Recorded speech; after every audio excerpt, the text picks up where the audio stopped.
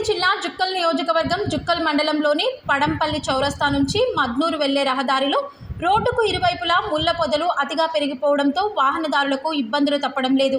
సంబంధిత అధికారులు స్పందించి సమస్యను పరిష్కరించాలని ప్రజలు కోరుతున్నారు.